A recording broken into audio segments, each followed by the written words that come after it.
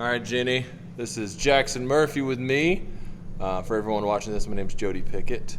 I'm a campus pastor at Cypress Church, and this is Jackson Murphy. Jackson is our online campus pastor, one of his roles. What are the other roles, Jackson? So I'm the online campus pastor. I'm doing groups at our Alton Darby campus.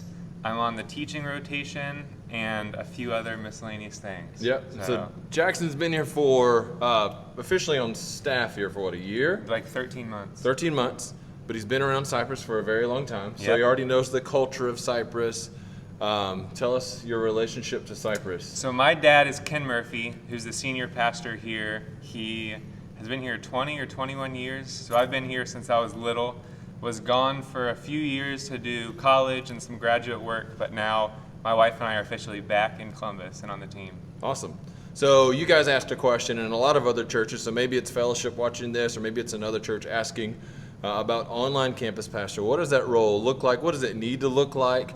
We're hopefully going to answer some of your questions. Yep. We might just say, hey, we don't know, but we can find out. And so what does it look like to be an online campus pastor? If you're searching for this role, a lot of churches it's new for them. So what does this even look like? Is it a technical person? Is it a pastor? Is it both? For us, it's real strategic. And so talk about what you remember from 5 years ago at Cypress about what was our online presence. Yep. Well, first off, I know Cypress is by no means the professionals in this. I mean, there's so many churches that we follow and we're trying to learn from and grow from. But like Jody said, I mean, hopefully just if you're starting off or no matter where you are, if we could just give you a few pointers to put you on your way. But I think from about 4 or 5 years ago is when we first started streaming our services.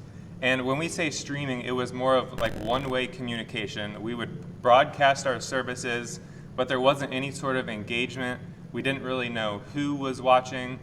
And so that all sort of began starting to change when the executive team started asking questions.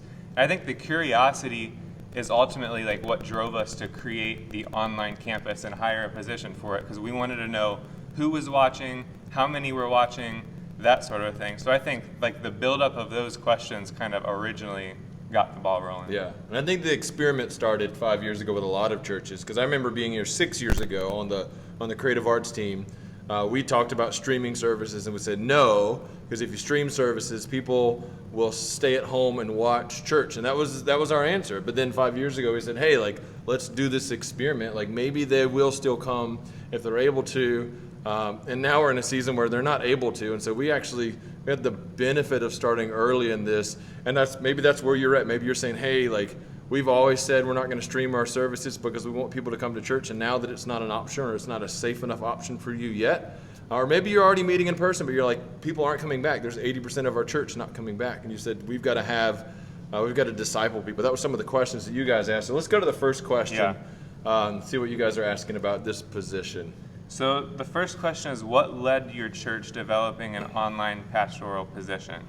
So it's sort of exactly what I just said. I think we started streaming services and we noticed that there was this consistent flow of people, but what we didn't know was who they were or how many there were or that sort of a thing. And so I think that when the executive team started asking, we want to know like who these people are so we can continue to not only like add value to their lives, but actually make an impact on them wherever they might be.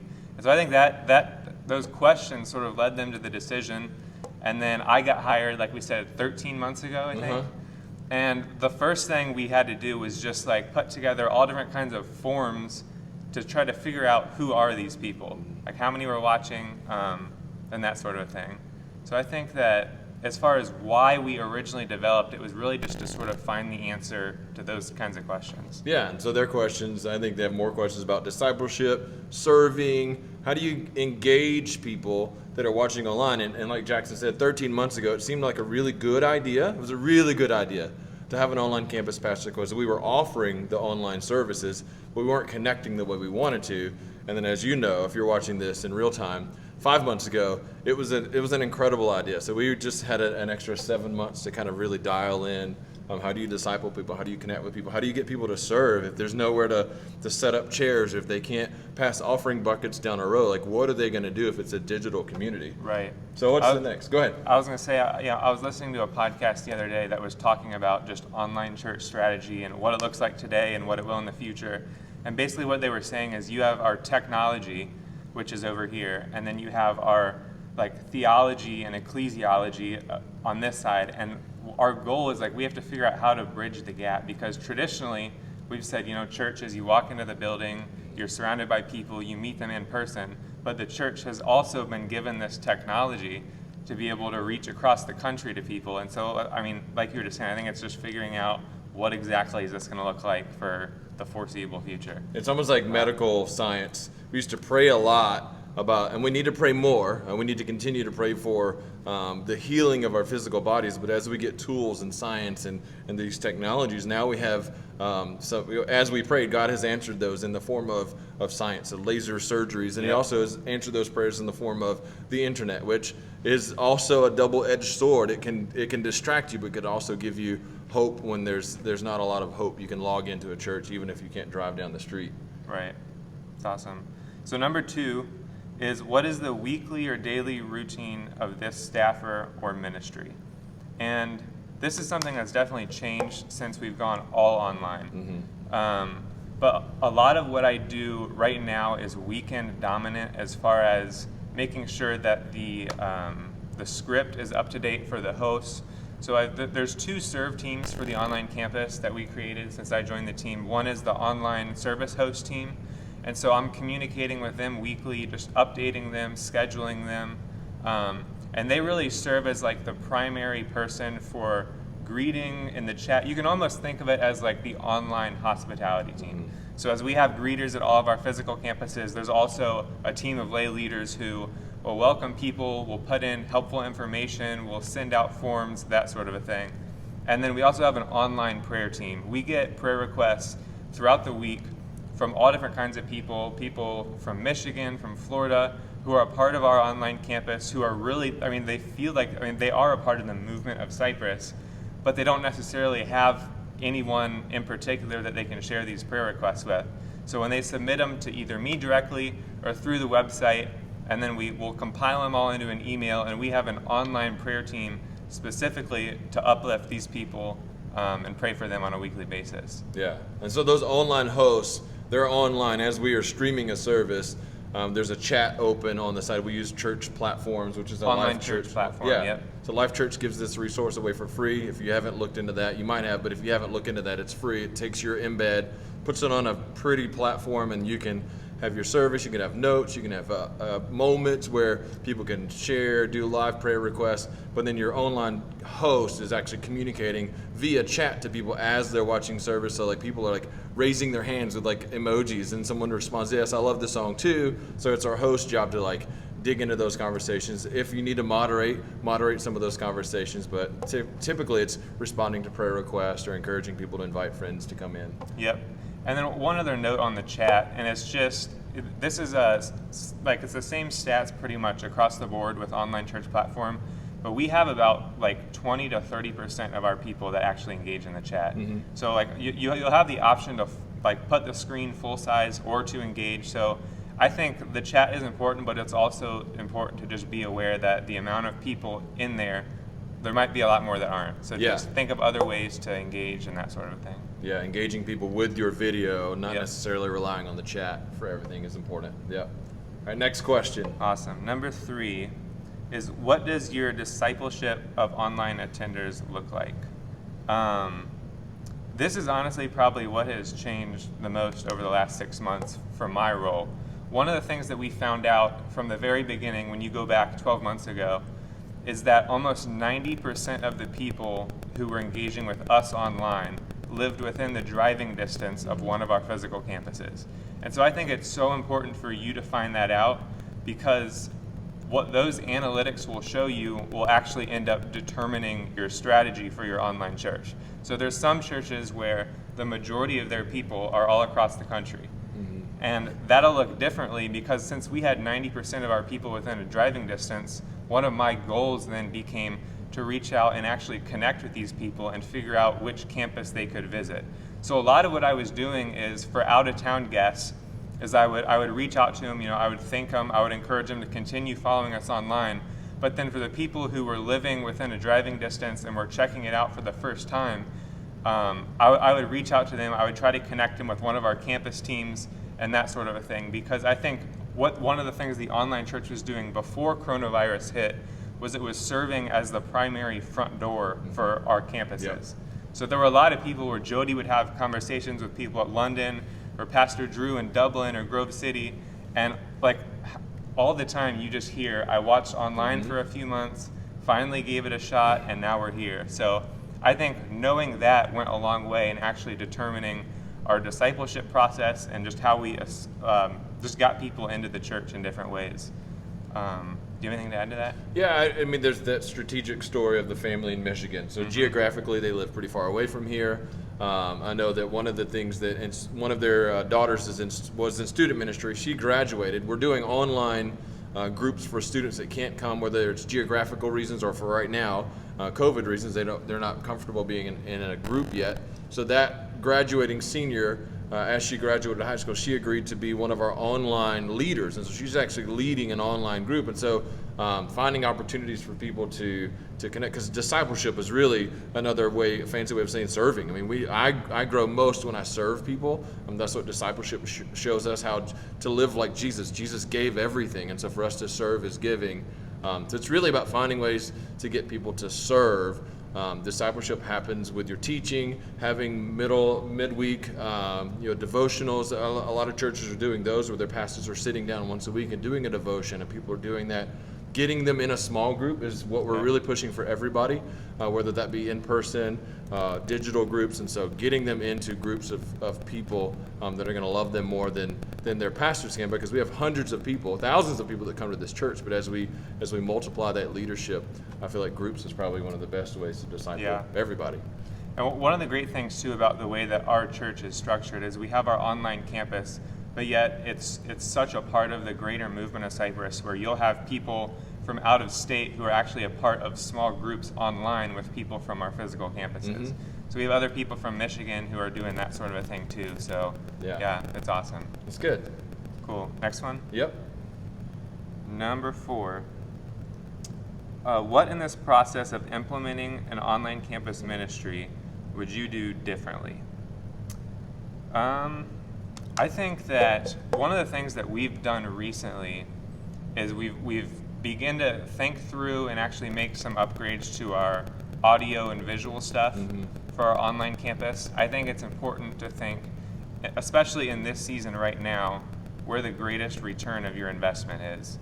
And I think that just the way that the trends are looking and everything is like, once we do open, if the majority of our people are still going to be consuming our content through our online services, then it's important to just start thinking through now, what are you doing to make the greatest impact on the most people? So I think it's not necessarily something that I would do differently, but I think it's something that we've started thinking a lot more recently, and it's something to sort of just always consider to make sure you're sort of ahead of the ball on that sort of thing. Yeah, that's good. But I can't think of anything else really. Yeah, that was, and I think when you started 13 months ago, you really worked on the back end, like the user side of, are we talking to people? What platform are we using? Are we pushing people to Facebook or away from Facebook? And then are we accepting people full screening? Yeah. But then once the season started, it gave us the opportunity to watch other churches as well and to see like, what are we still missing with the experience? Because when you come to a Cypress, any of our campuses, whether it's the London campus that's portable that meets in a high school, or our broadcast campus here at Alton Darby, like the experience is high level. We're very intentional with our technology and our flow of services, even like the amount of choruses we do. Like every worship leader's doing the same song, doing the same, they're using tracks, and so it's the same exact length. Everything's the same. We're not tied up specifically, kind of like maybe what Life Church is, but we are very strategic, and we want to make sure that when we present an online version of that it still feels very intentional. And I think that where we had cameras was something that we changed. We moved where the cameras were because we're like, well, it's different now. We're only watching online on a screen. You can't see in person and the screen, and so we're thinking through a lot of those things in a new way. It's been helpful. Yeah. And so there might be some limitations. Maybe your team has resource limitations, whether it's people or finances or gear. Present what you do on a Sunday in a way that you are proud of. You don't have to match what other churches are doing. Learn from them, but know that you are unique and you exist to be who you are as a church. And so be that, but be the best of that you can be. Absolutely, that's good. Yeah. And one more thing I would add to that is choose simple over adding all the bells and whistles. Yep. It's one of the things when I first started is we had the chat, we had all different kinds of buttons, we had all different kinds of forms, and depending on if you were on the desktop or if you were on an iPhone or an Android, it looked different, it appeared different, they were in different places. And so one of the biggest things that I did was I just said, how can we make this just look more simple? And so I think that's definitely something that I would have done sooner rather than later as well. Yeah, make it simple. Start with what you can. Don't create a system that you can't manage. Yep. A lot of forms, if you're not managing them well, then what's the purpose of the form? Have one form, manage it really well, grow from there, do it simple. I like that. Awesome. Number 5, having pursued an online church ministry, would you say that it was worth the resources and effort? I would say 100%. Yeah, absolutely. I truly believe that online church is the greatest return for your investment that you can do for church, period. I mean, when you think about just from a cost standpoint, from a staffing standpoint, from a time standpoint, and then you look at the amount of people that you can impact in a positive way, I don't think there's any reason to hesitate or hold back, especially in the season that we're in right now. And it's not just the investment. I think the potential of online church, like return on investment is do it and look at what the fruit that you get. So it's like a lagging measure, but looking into the future of, I mean, if COVID has done one thing for us, it's let us look into the future of what normal, because we know, like everyone's saying it now, normal is different now. There's a new normal. We thought we knew normal, but now there's a new normal, and it's not going to be what we're used to. It's not going to be 300 people in a building all together, like holding hands and breathing on each other. It's going to look a lot different. And so I think the investment, absolutely, we've seen on the investment side, we invested early, and the return has been there, but like the return on the future of what it holds, I think that it's so valuable now more than ever. Absolutely. Awesome. And then the final question is, what advice would you give a church seeking to implement an online ministry? I would say be patient in the beginning, because it takes like troubleshooting and figuring things out. And I remember for the first few months, like you really just kind of take it 1 week at a time, and if this works and you liked it, great, keep it. If not, figure out a way to change it. We're constantly, I said this in the beginning, but we're constantly looking at other churches, thinking how are they connecting, how are they presenting their chat, their service, how are they engaging with their people. So just like make the commitment before you even start this process to just constantly be a learner in this area. Yeah. I think that's one of the biggest ones. And then be consistent. Whatever you do it for at least 4 weeks before you say, hey, this isn't working, because I watch a lot of, here's a guilty pleasure of mine. Through coronavirus, I help serve with our middle school students in London, and so those boys play Fortnite. So I started playing Fortnite, and I'm almost 40. I'm not good at it. I used to be good at video games, but I'm not now. But what I found is a different culture, and people would rather actually watch people play video games instead of play. And I even have the guilty pleasure of like, I'd rather watch someone play a game that I'm bad at than me play the game and be bad at it. And so there's some people that I have watched, and the reason why I watch them is because they're consistent. I know when they're going to play. I know how they're going to act when they play. And so like I think that goes into the church world. If you do something online, if you do something even in person, be consistent. If you're changing your service times, like in person, and you probably have done that. Hey, we're going to go from 9:15 to 9:30. That's a big deal. It should be just as much of a big deal when you change something online. So if you're saying, hey, this week we're doing, the prayer buttons over here, but next week we're moving the prayer button down here, like be careful about moving it around too much. Move it once, be consistent, leave it there for a while. Let your people learn how you're going to do online ministry, but be consistent. Don't be afraid to change. And the return on investment will be there. The future's there. I don't know if I have anything else, man. That seems like you guys are all set to go. So you have all the answers. That's exactly what we do here. But like Jackson said, it's different everywhere. Yep. We are not doing it perfect. On our best days, we're doing it pretty good. Yep. Man, it's totally worth it. So jump in. Absolutely. Yep. And if you guys have any other questions, you can email me, or I'll send you guys Jackson's email. He's a direct link to our online campus pastor because that's what he is. And so hopefully this helps you guys. Let us know if we can help you in any other way. See you guys.